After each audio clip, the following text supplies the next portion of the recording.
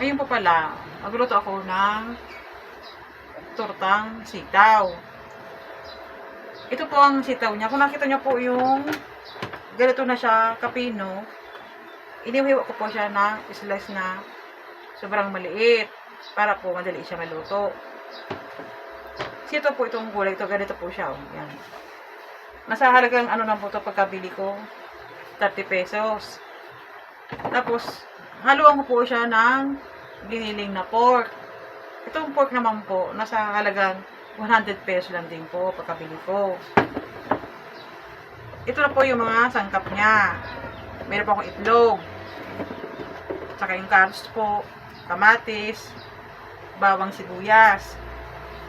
Meron din po akong harina. Maglalagay po ako ng kaunting harina. Tsaka yung pantipla po na na masisarap, oyster sauce. Tsaka sinamahan ko pa rin po pala siya ng celery. Kasi po, medyo dagdag pa po siya sa bango. Tsaka meron din po akong siling haba. Naka-slice din po siya. Ngayon po, pagsama-samahin ko na po dito sa lagayan itong mga sitaw.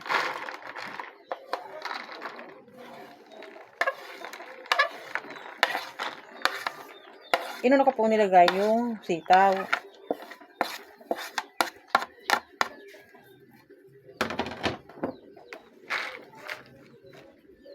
Ngayon, sunod ko naman po yung pork. Sunod ko na rin po yung celery, yung siling haba. Sunod ko na rin po yung carrots.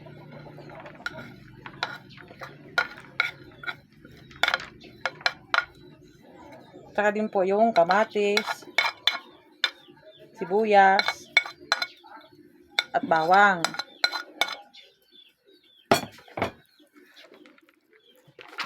So, yun po, ilagay ko na po yung itlog. 3 itlog po ang nilagay ko dito sa lutuin ko.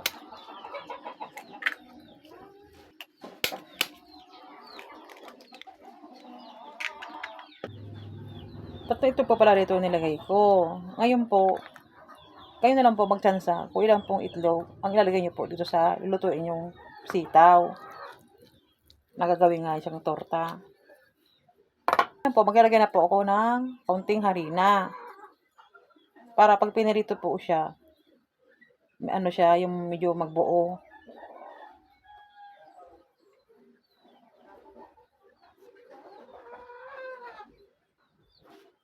Alagyan ko po pala siya ng paminta.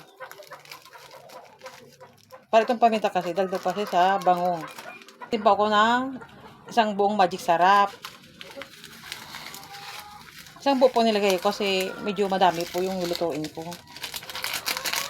Sa ngayon po, maglalagay pa rin po ako ng oyster sauce. Para dagdag pa po sa lasa.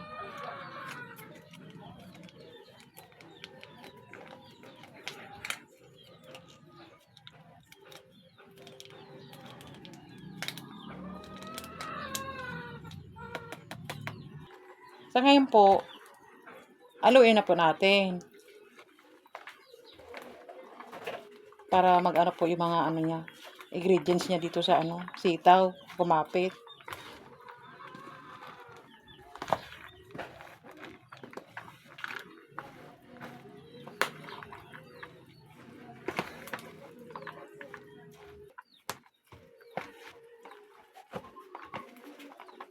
Sa ngayon po, napagsama-sama ko na po rito yung mga sangkap niya sa sitaw.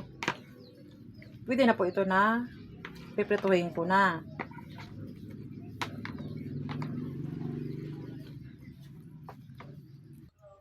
Sa ngayon po, ito na ngayon yung sitaw na gagawin kong torta. Ipiprito ko na po siya ngayon. Maglalagay pa ng mantika. Tsansa lang po natin kung gaano po kadami yung mantika sa lutuin natin. Maglalagay na po ako ng kailangan po yung apoy natin, yung tamang apoy lang po ang pagkasindi. Para po hindi siya masunog. Tsaka maluto po yung pork giniling niya. Yung mga sangkap po na nandito.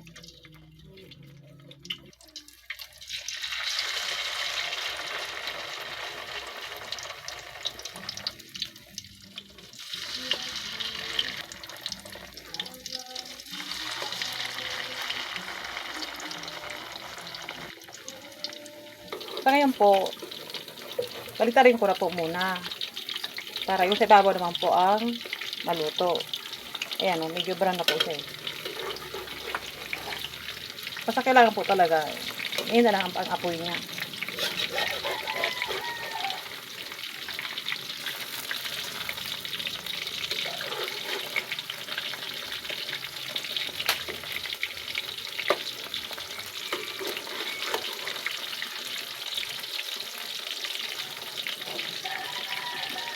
Ngayon po, pwede na ito tanggalin sa apoy para isunod ko naman po yung iba.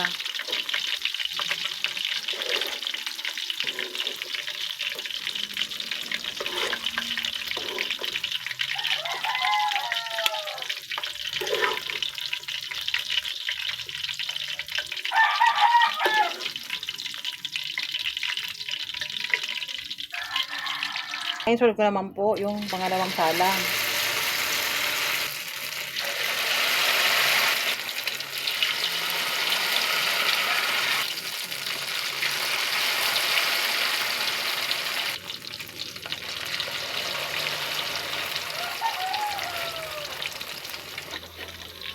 Ngayon po, balitarin ko naman po ito ulit.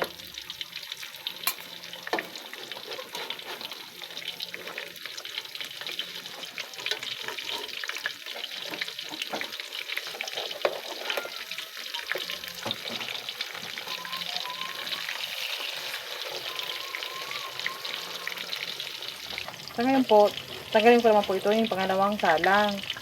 Kasi, luto na po siya sa ilalim.